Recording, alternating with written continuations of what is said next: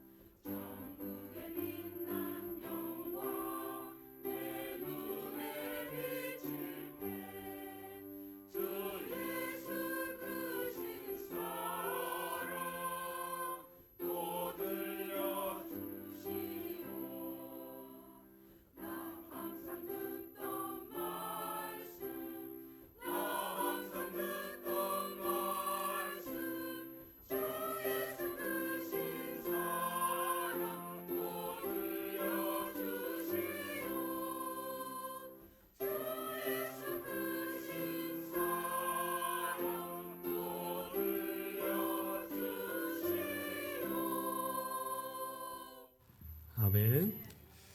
오늘도 이 찬양을 통해서 우리 하나님께서 영광 받으신 줄 믿습니다. 우리 옆분들과 인사하겠습니다. 사랑합니다. 환영합니다. 잘 오셨습니다.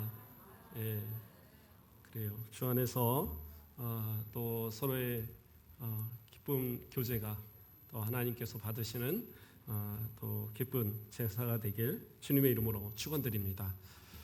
이 시간 우리의 말씀의 제목은 나는 믿었도다라는 제목입니다. 믿음에 대한 이야기를 오늘은 조금 해볼까 합니다. 이 질문을 드리면 좀 어떨까 모르겠는데 우리 성도들은 믿음이 있으십니까? 믿음이 있어요? 네, 아멘 해야죠. 예, 나는 이게 아멘 할 줄 알았는데 이게 조용하시니까 제가 순간 당황스러웠습니다. 예, 믿음이 있겠죠. 예, 목사님 그래도 제가 집사고 뭐 권사고 장로고 안수 입사고 하는데 믿음을 물어보십니까? 근데 어떤 목사님이 꿈을 꾸는데 큰 교회였대요. 큰 교회인데 꿈을 꾸는데 성도들이 이렇게 쫙 보니까 사람은 하나도 없고 해골만 쫙 앉아 있더래요. 네. 그래서 꿈을 깨고 나서 큰 충격을 받았대요. 내가 성도가 많은 것으로 인해서 이 성도들이 다 당연히 구원받는 줄 알았는데 꿈을 꾸고 나서 생각이 드는 게 과연 우리 성도들을 믿음의 사람들로 만들었느냐, 진짜 믿음으로 천국 가는 믿음의 백성이라고 말할 수 있느냐, 그것에 대한 고민들이 생기더라는 거예요. 그래서 그 다음부터는 목회의 방향이, 설교의 방향이 바뀌었다라는 그러한 간증의 이야기를 들어본 적이 있어요. 다시 한번 질문을 던진다고 한다면 나는 진짜 믿음, 구원에 이르는 믿음을 나는 갖고 있느냐, 이 믿음에 대한 것을 질문을 받을 때에 나는 믿습니다라는, 나는 구원에 이르는 믿음을 꼭 갖고 있습니다라는 그러한 대답을 할 수 있어야 되는 거예요. 물론 어떤 분들은 이야기할 겁니다. 내 믿음이 옛날만 못해서, 옛날에는 정말 산을 옮길 만한 믿음 같았는데 지금 생각해보면 너무나도 내가 연약해서 지금은 조금 하나님 앞에 내가 구원 받을는지 자격은 가졌는지 좀 걱정이 될 때가 있습니다. 이런 생각이 들 수도 있어요.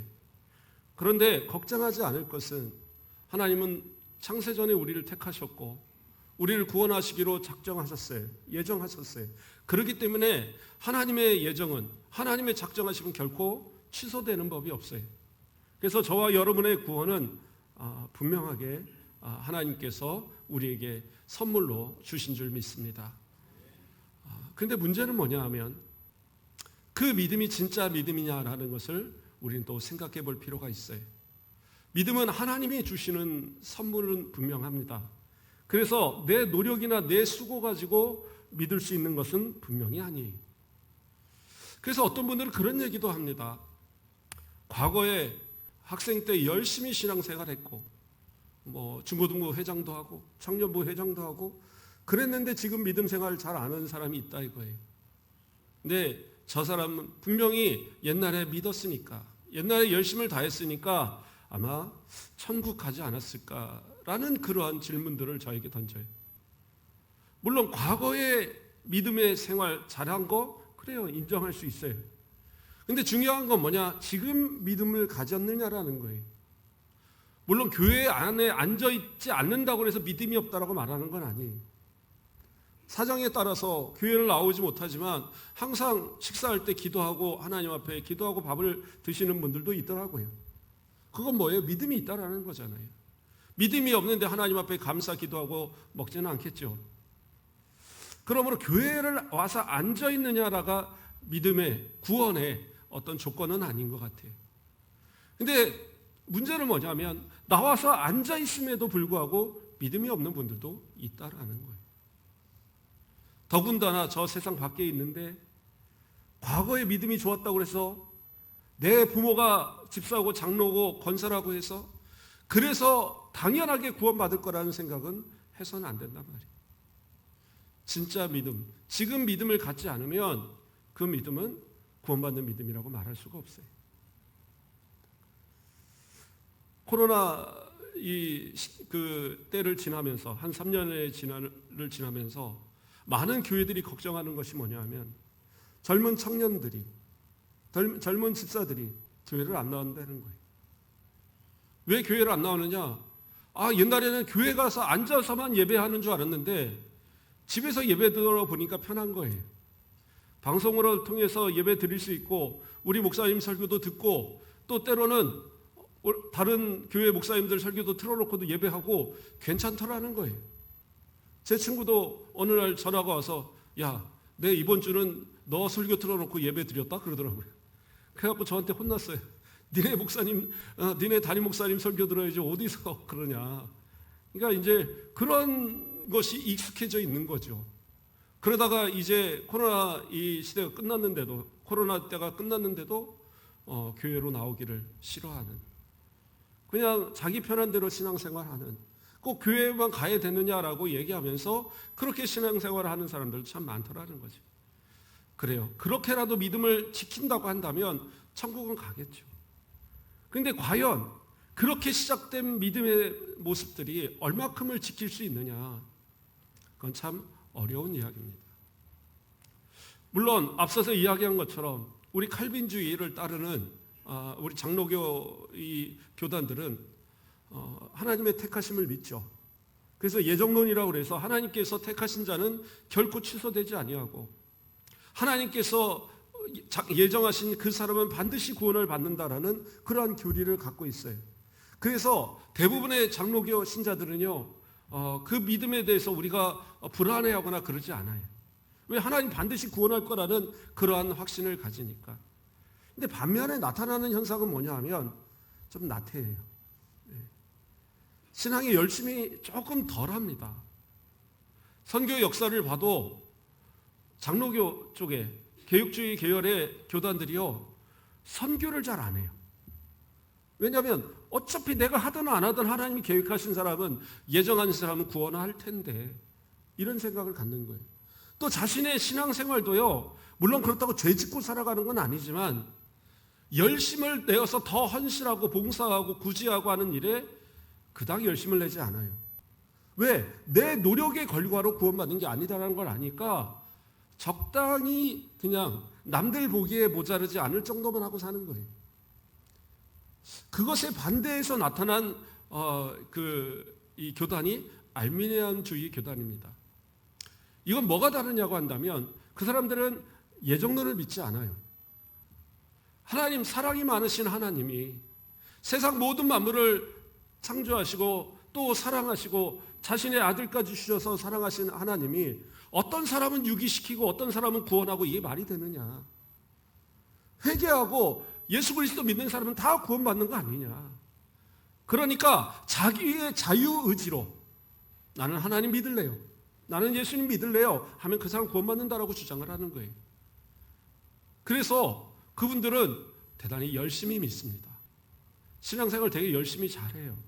이유는 뭐냐? 열심히 해야지 구원받으니까. 하나님이 손을 내미셨어요. 야, 구원받을 사람은 손 잡아.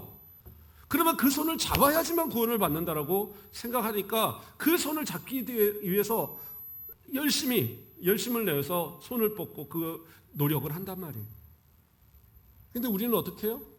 아무리 허욱된다고 뭔가를 잡을 수 없어요. 근데 하나님 어떻게 해요? 강권적으로 머리채를 잡아서라도 끌어내시는 거예요. 그렇게 해서 구원하시니까 우리는 구원에 대한 확신이 있어요. 그러나 불안한 오히려 그 모습들이 남들이 보기에는 더 열심으로 보이죠. 전도도 선교도 열심을 다합니다. 왜요? 그것이 하나님의 명령이고 그거를 지키는 것이 믿음이라고 여기니까. 어떻게 보면 똑같은 이야기인데 그 믿음을 어떤 식으로 표현하느냐에 대해서 전혀 다른 모습이 있죠. 진짜 구원에 대한 확신을 가진 사람은 누가 시키지 않아도 그러한 말씀에 대한 충성, 헌신, 또 예수 그리스도에 대한 복음의 전파, 이것이 어떻게 보면 당연히 나타나야 되는데 그것이 제대로 나타나지 않는 것이 문제인 거지. 그렇다고 해서 하나님의 예정하심이 아니다라고 말하는 것은 아니다라는 거죠. 성경은 분명하게 그것을 밝히고 있잖아요. 뭐라고 그래요? 에베소 2장 8절 말씀을 보면 너희는 그 은혜에 의하여 믿음으로 말미암아 구원을 받았으니 이것은 너희에게서 난 것이 아니요 하나님의 선물이라.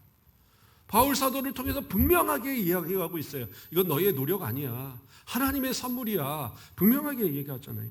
또 에베소 1장 4절에서도 곧 창세전에 그리스도 안에서 우리를 택하사. 그러니까 누구 하나만 특별하게 택한 것이 아니라 구원받을 자들 모두를 이미 창세전에 택하셨대요. 성경이 기록을 하잖아요. 바울 사도가 강력하게 그것을 증거하고 있어요. 그러면 이러한 성경 구절을 바울들이 곳곳에서 이야기하고 있는데 만약에 알미니엄주의를 따라야 된다면 성경 안에서 이 바울 사도의 서신들은 다 빼버려야 돼요. 그렇지 않겠어요? 창세전에 하나님께서 우리를 택하시고 우리를 믿음을 갖도록 그 구원을 얻도록 그것을 선물로 은혜로 주셨다라는 이 교리를 성경 안에서 우리는 갖기 때문에 칼빈주의를 믿는 거예요. 따르는 겁니다. 우리는 전적 무능력, 전적 부패의 상태에서 우리의 노력이 아닌 하나님의 불가항력적인 은혜로 우리를 구원하신 그 구원의 은혜를 따라 또한 성령께서 우리 가운데 계셔서 성령께서 우리를 택하신 자를 끝까지 구원에 이르도록 이끌어 가시는 그 은혜가 있기 때문에 우리는 구원에 이를 수 있는 거란 말이에요. 그런데 이러한 구원의 은혜를 받았으면 당연하게 우린 뭐예요? 그 은혜에 감격하여 그 말씀의 명령을 따라 살아가야 되잖아요. 복음을 전파하는 것도 마찬가지입니다. 사도행전 1장 8절을 보면 오직 성령이 너희에게 임하시면 너희가 권능을 받고 예루살렘과 온 유대와 사마리아와 땅끝까지 이르러 뭐 된다고 그래요? 내 증인이 되라고 하셨어요. 성경이 명령하셨잖아요. 구원 받은 걸로 끝나는 게 아니라 구원 받은 자는 복음을 전해야 되는 거예요. 예수님께서 또 말씀하셨어요. 뭐라고 그랬어요? 마태복음 28장 19절에서는 그러므로 너희는 가서 모든 민족을 제자로 삼아 아버지와 아들과 성령의 이름으로 세례를 베풀고 모든 민족을 제자로 삼으라고 말씀하셨어요. 그러니까 하나님의 명령, 예수님의 명령이에요. 이건 지켜도 되고 안 지켜도 되는 게 아니라 반드시 지켜야 되는 일들이에요. 그런데 뭐예요? 내가 구원받았다는 그 생각에 그 자만에 아이고 뭐 그냥 이거면 됐지 뭐 내 스스로 만족하고 살아가는 그러한 신앙을 우리는 갖지 않느냐는 거예요. 그러면 이상하지 않아요? 구원을 받았다는 확신이 있는데 복음의 열정이 없어요. 헌신의 그런 마음이 없어요. 형제 사랑의 그런 뜨거움이 없어요. 그게 뭐예요? 어떻게 믿음을 증명하실 겁니까? 알미니엄주의자들은 그런 확신은 없어요. 나는 어쨌든 구원받아 이런 마음은 없어요. 내가 끝까지 노력해서 나는 결코 이 구원을 놓치지 않을 거야. 이렇게 신앙생활을 하고 있죠. 그러니까 더더욱 열심히 하고 말씀을 더욱 지키려고 하고 삶의 모습도 더 열심히 또 많은 사람들에게 귀감이 될 만한 모습으로 살려고 몸부림을 친단 말이에요. 아니 그러면 누가 더 보기에 신앙생활 잘하는 거예요? 아무리 올바른 교리를 가졌더라도 아무리 올바른 믿음을 가졌더라도 그 믿음이 나의 삶을 통해서 증명되지 않으면 그 믿음이 진짜인지는 누구도 몰라요. 아 목사님 저 집사인데요, 권사인데요, 장로인데요. 아니 목사님들도 믿음 잃어버리고 살아가는 사람들이 얼마나 많은데. 부끄러운 얘기지만 실제로 그래요. 목사님들도 이단에 넘어가는 사람도 있고 목사님들도 목사님 하다 관두고 세상으로 나간 사람들도 있어요. 바울 사도를 함께 따르던 데마도 1차 투옥 때는 그 바울을 도와서 목숨을 다해서 따르는 동역자라고 뭐 칭찬할 정도로 그런 데마였는데 그 2차 투옥 때였을 때는 디모데에게 편지하면서 뭐라 그래요? 그 데마는 세상을 사랑하여서 데살로니가로 갔다 그렇게 말하고 있어요. 그러니까 동역자라고는 뭐예요? 목회자잖아요. 그럼에도 불구하고 신앙을 버리고 세상으로 갔다니까요. 그런데 우리의 모습에 어떤 것으로 신앙의 모습을 우리가 증명할 수 있겠어요? 말씀을 우리가 끝까지 따르고 지키고 또 그 명령을 따라 순종하는 모습, 그리고 우리의 삶을 통해 그 실천되는 모습, 이게 나타나야 구원받았다는 믿음의 증거가 되지 않겠어요? 그리고 성경은 분명하게 우리에게 이것이 믿음이 하나님의 선물이고 또 이 선물을 받은 사람은 바로 예수님의 명령을 지켜야 된다고 가르쳐주고 있는 거예요. 성경이 정확무어한 하나님의 말씀이라는 것을 내가 믿는다고 한다면, 그 말씀을 진짜 믿는 믿음을 갖고 있다고 한다면 어떻게 해요? 지켜야죠. 바로 그 지키는 것이 우리에게 증거가 되는 거예요. 나는 예수 믿는다고 말하면서도 말씀대로 살지 못한다면, 나는 교회에 출석하고 있음에도 그리스도인다운 삶의 모습이 삶을 통해 드러나지 않는다면 그건 정말 문제가 있는 겁니다. 누군가가 나하고 1시간을 이야기를 나눴다. 그럼 어떻게 해요? 그 사람이 내가 그리스도인인 것을 알아야 돼요. 누가 나하고 한 달을 함께 지냈다. 그러면 그 사람은 나를 통해서 예수 그리스도를 알아야 돼요. 나하고 한 1년쯤 같이 교제하면서 뭐 직장 생활을 하든 뭐 학업을 같이 했든 그랬다고 한다면 그 사람이 나를 통해서 나도 교회 다녀볼까? 최소한 그 정도의 마음이 들 정도의 모습이 나타나야죠. 그런데 어느 날 열심히 같이 사회생활을 하면서 열심히 했는데 어느 날 와서 그 친구가 나한테 얘기하면서 얘야 이제 예수 믿고 구원받지 않을래? 이것을 물어본다면 어떻게 되겠어요? 내가 교회를 수십 년을 다니고 집사고 권사고 장로인데 나를 향해서 예수 믿고 구원받으라는 소리를 누군가가 한다면 얼마나 황당하시겠어요? 나 교회 다니는데? 진짜 교회 다녀? 깜짝 놀라갖고 말을 한다. 이건 진짜 큰 문제가 있는 거죠. 근데 많은 그리스도인들이 어떻게 해요? 내가 그리스도인이라는 사실을 드러내는 것을 두려워해요. 삶이 불편해지거든. 그냥 대충 술 한잔 먹으면서 친구들하고 어울리고 싶은데 야, 너 교회 안 다니지 않아? 에이, 아니야. 다 그냥 먹어도 괜찮대. 누가 괜찮다고 합니까? 심지어는 어떤 분이 직장을 갔는데 자기는 예수 믿어서 술 안 먹으려고 딱 했더니 술을 권하는 사람이 하는 얘기가 부장님이 술을 권하면서 나도 교회 장로야. 한 잔을 해도 되라고 얘기를 하더랍니다. 안 되는 이야기죠. 하나님 앞에서 세상 사람들을 바라볼 때에 네가 그리스도인이냐라는 그런 이 모습을 받아서는 안 되잖아요. 저도 군대에 있을 때 목사님 아들 하나 같이 있었거든요. 잘 놉니다. 교회도 안 가요. 그냥 노는 거 잘 놀고 또 술도 잘 먹고 신나게 그 고참들 비유 맞추면서 잘 지냅니다. 저는 주일날이면 꼬박꼬박 교회 가고 혼나도 우리 밑에 애들 데리고 교회 데리고 가고 밑에 애들 안 혼낸다고 가서 머리 받고 1시간을 머리 받기도 하고 그래도 그렇게 신앙생활 했어요. 근데 어느 날 우리 고참 하나가 같이 근무를 쓰다가 저한테 그러더라고요. 내가 보니까 네가 진짜인 것 같아 그러더라고요. 그게 무슨 말인가 했더니 걔는 목사님 아들이라면서 예수 믿는 사람 같지가 않아라고 얘기를 하는 거예요.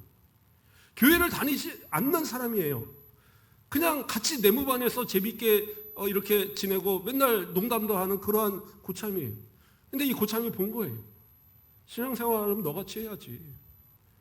목사님 아들이라는데 걔는 아닌 것 같아. 그런 이야기가 나와서는 안 되잖아요. 좋아하죠. 같이 놀고 잘하고 적당히 밑에 애들 잘 갈구고 그러면서 이렇게 하니까 중간에 역할 잘하고 좋은 것 같아요. 그런데 하나님의 사람으로는 아니다라는 거예요. 우리의 삶의 모습이 어떤 모습으로 나타나느냐에 따라서 세상 사람들도 판단을 한다니까요. 저 사람이 진짜냐 가짜냐. 그러면 세상 사람들한테도 저 사람이 믿음이 있다라고 인정받지 못하는데 하나님 앞에 가서 무엇으로 믿음을 증명하시렵니까? 하나님 제 이름 아시잖아요. 네가 누구냐? 뭐라고 답하시겠어요? 진짜 믿음을 가진 성도라고 한다면 그래요. 지금까지는 혹시 부족할 수 있어요. 그러나 이제부터는 조금 달라지자라는 거예요. 깨달았으면 하나님의 말씀을 들었으면 그리고 나에게 뭔가 지금 걸리낌이 있다고 한다면 지금부터라도 바꾸라는 거예요. 왜 뭐 술을 얘기하니까 아니 나도 술을 안 먹는데요. 술만이 문제겠습니까? 거짓말하고 때로는 욕도 하고 때로는 폭력도 행사하고 때로는 거짓으로 삶의 유익을 취하려고 하고 사기치고 적당하게 사람들 앞에 걸리지 않을 만큼 법에 걸리지 않을 만큼 그러고 살아가는 거 괜찮다고 생각하는 거 이런 것도 안 되는 거예요. 신실하게 살아야죠. 믿음대로 살아야죠. 교회에서 거룩했으면 세상 가운데서 거룩해야죠. 그게 믿음이에요. 그 믿음을 잃어버리면 안 되는 거란 말이에요. 옛날에 열심히 했는데요. 아니 지금도 열심히 하시고 내 육신의 힘으로는 연약해졌을지 몰라도 내 믿음은 더 성장해서 이렇게 예배하는 이 모습만 가지고도 정말 이 젊은 분들이 또 우리 어른들의 모습을 보면서 그래 나도 저 모습처럼 예배해야지, 저 모습처럼 신앙 지켜야지, 끝까지 하나님 앞에 충성하는 모습 가져야지, 이런 본을 보여줘야죠. 그리고 우리가 해야 될 일은 뭡니까? 너무 안일하게 하나님이 다 알아서 구원하실 텐데 생각하지 말고, 진짜 사랑하는 내 자녀가 믿음에서 벗어나고 있다면 그들을 위해서 눈물을 흘리며 하나님 앞에 기도해야 될 거 아니에요. 하나님, 이 아들, 이 딸 믿음에서 벗어나면 안 되잖아요. 하나님 택하셔서 구원하시기로 작정하신 것을 믿고 저는 기도합니다. 제 뱃속으로 나왔지만 하나님 자녀 아닙니까? 하나님 제발 키워달라고, 믿음 키워달라고 기도해야죠. 그런데 하나님이 택하셨으면 구원하실 겁니다. 어려서 다 믿음 생활 잘했어요, 구원하실 겁니다. 이건 남들이 하는 얘기고 나는 그러지 말아야죠. 내 사랑하는 동료, 내 사랑하는 형제, 내 사랑하는 부모, 적어도 내 가까운 사람들 안에서 포기하지 말아야 돼요. 그런 생각이 듭니다. 그래도 하나님께서 아직도 저 사람을 사랑하시는구나, 아직도 저 사람을 사랑하시는구나라는 그런 증거가 뭐냐? 저는 그 부모가, 그 형제가 포기하지 않는 그것이 그래도 남은 증거가 아닐까라는 생각을 해봅니다. 목회자도요, 솔직한 얘기예요. 교회 1년 안 나오고 2년 안 나오고 한 3년 안 나오면 그 사람 신경 쓰지 않습니다. 안 그래요? 지금 우리 성도들도 생각하고 기도하기 바쁜데 한 3년쯤 안 나온 분들 이름은 알죠. 그러나 그분들을 위해서 간절하게 기도하고 그런 것은 솔직한 얘기는 없어요. 그러면 누가 그 사람들을 위해서 기도할 겁니까? 지금 신앙을 가진 이들이 기도해야 되겠죠. 포기하지 말고. 하나님이 알아서 구원하시겠죠. 근데 그것을 어떻게 증명을 하냐니까요. 여러분들을 통해서 포기하지 않으신 것이 그래도 아직까지 가능성이 있다라는 것. 그 가능성마저 잃어버리면, 물론 진짜 하나님이 택하셨으면 어떤 사람이 지나가다 예수 믿으라 말해도 예수 믿을 거예요. 죽기 전에 누군가 와서 예수 믿어야지 천국 가야지 그 말에도 돌아올 수 있을 거예요. 그러나 그러한 불확실한 가능성에다 맡겨놓고 그렇게 지내시렵니까? 하나님, 제가 포기하지 않은 것처럼 하나님도 포기하지 않으실 줄 믿습니다. 그리고 좀 매달려 기도해야죠.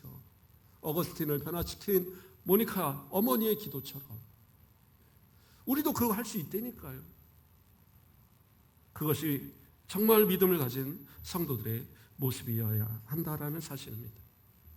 오늘 본문의 이야기들을 좀 살펴보겠습니다. 10절 말씀을 보면 내가 크게 고통을 당하였다고 말할 때 나는 믿었도다.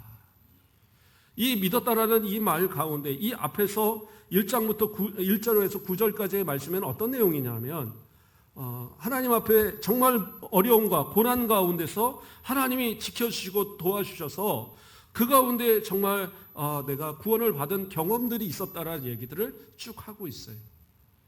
그러니까 이러한 경험들이 있어서 그때의 믿음으로 구원하셨던 그 믿음의 응답으로 어려운 모든 상황들을 이기게 하셨던 그 경험이 이제로 하나님 앞에 또 기도하면서 믿을 수 있는 근거가 되더라는 거예요.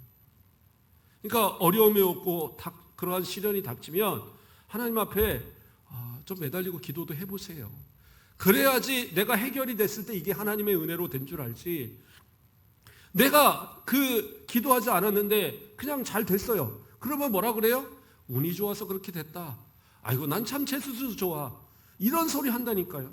그건 믿음 없는 이야기예요. 우리의 어떤 삶 가운데 하나님의 예정하심이 아닌 것이 어디 있고 하나님의 은혜 아닌 것이 어디 있어요. 하나님이 다 은혜 주셨고 우리 가운데 도와주셨으니까 지금 다 잘 된 거예요. 그걸 알기 위해서라도 기도해야죠. 기도해야지 안다라는 거예요. 그러면 어떤 사람은 그럴 거예요. 그냥 힘들면 누구라도 하나님 찾죠. 누가 그러더라고요. 중도 이 외다리 건너다가 물에 빠지면 아이고 아버지 한다고.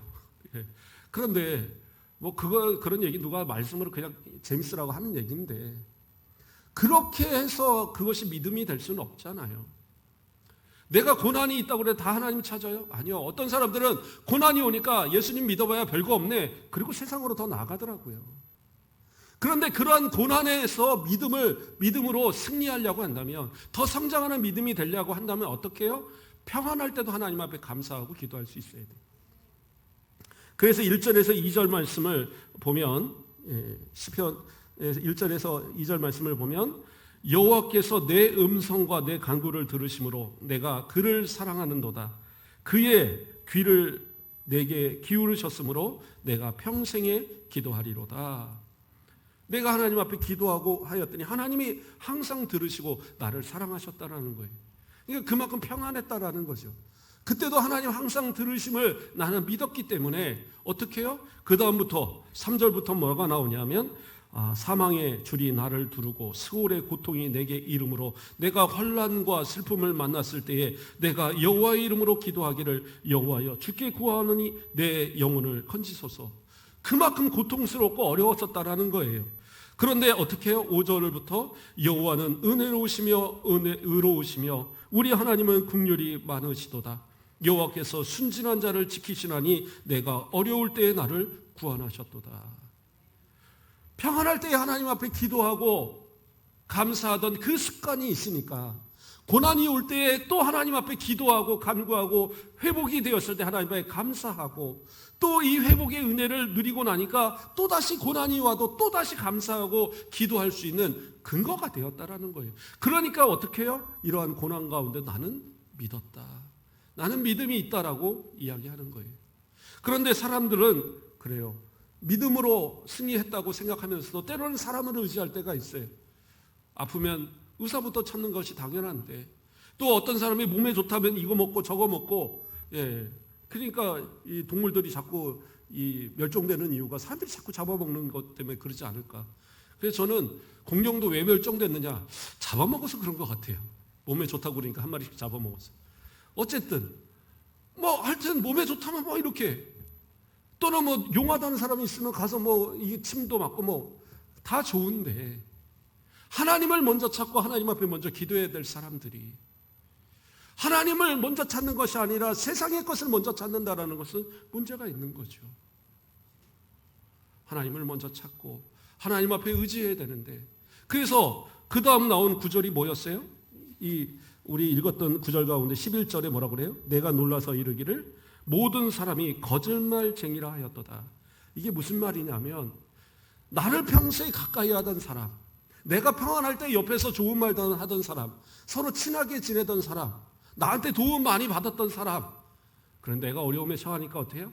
다 모른 체 하더라는 거예요. 그러니까 나한테 뭐 가깝다, 다 거짓말쟁이라는 거예요.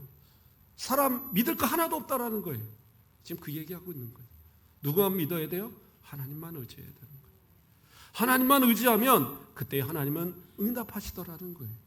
그래서 12절에 뭐라고 그래요? 내게 주신 모든 은혜를 내가 여호와께 무엇으로 보답할까? 사람은 배신하는데 하나님에 의지하였더니 하나님은 그 은혜로 나를 구원하셨어요. 그리고 나의 모든 문제를 해결하셨어요. 그러니까 이 은혜를 무엇으로 보답할까? 뭘로 보답을 하려고 해도 내 가진 것 너무 미약하고 내 모든 것 너무 미약해서 진짜 하나님께 다 드리고 다 예배해도요 부족하다라고 고백하고 있는 거예요. 이게 바로 믿는 자들의 고백이어야 되고 그러한 삶의 모습이어야 되는 거예요. 더 나아가서는 그에게 더 큰 믿음이 생깁니다. 뭐예요? 마지막에 15절에 뭐라고 그랬어요? 그의 경건한 자들의 죽음은 여호와께서 보시기에 귀중한 것이로다. 죽음도 복되다라고 여기는 거예요. 많은 사람들이 죽음 앞에서는요 믿음 있는 사람들도 흔들려요.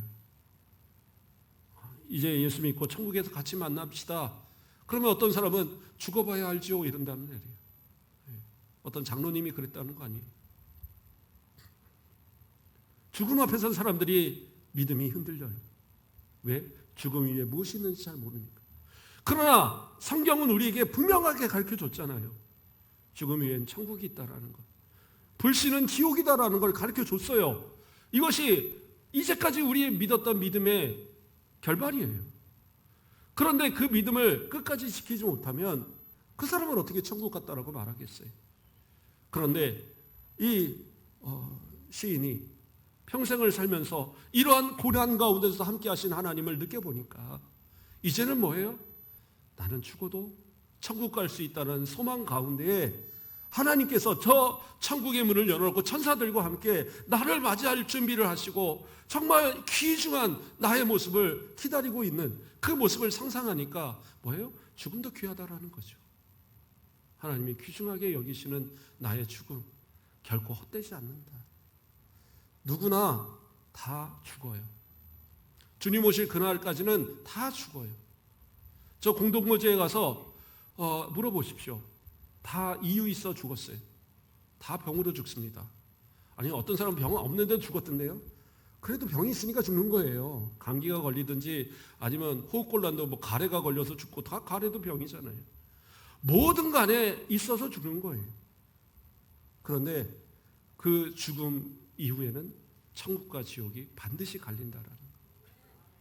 그러므로 우리 성도들이 믿음 지키고 믿음으로 살아가면 우리는 걱정할 이유가 없는 거예요. 이 시인의 고백처럼 제가 믿음으로 살아보니까 결국에는 하나님 앞에 가는 것이 가장 복입니다. 지금 이 고백을 하고 있다라는 거예요. 저와 여러분의 모습 속에서요. 이제는 고백하기를 원합니다. 진짜 믿음으로 살겠습니다. 나를 택하시고 구원하신 그 믿음을 따라서 이제 나의 삶이 증거가 되어지도록 정말 저 사람의 모습은 그래 역시 구원받은 사람은 다르구나라고 인정받을 만한 모습. 불안해서 그냥 나 천국 갈까 못 갈까 천국 가야 되니까 열심히 살아야지 이게 아니라 천국은 분명한데 천국에 속한 사람이 어떤 삶의 모습인가를 드러내면서 보여주면서 살면서 또 어떠한 상황이든지 하나님 앞에 기도하고 내가 기도하면 하나님 반드시 들으신다는 그러한 믿음 가지고 또 날마다 기도로 승리해 가시는 그러한 복된 성도들 되길 주님의 이름으로 축원드립니다. 기도하겠습니다. 사랑의 하나님 감사를 드립니다. 오늘도 우리를 사랑하여 주시고 하나님의 자녀로 그리스도 안에서 구원받은 백성으로 삼아주심을 감사드립니다. 결코 우리의 믿음을 의심하는 자 없게 하시고 주신 믿음을 따라 삶이 하나님 받으시는 제사가 되어지고 하나님 기뻐하시는 모든 제물이 되어지는 우리의 삶의 모습이 되도록 인도하여 주시옵소서.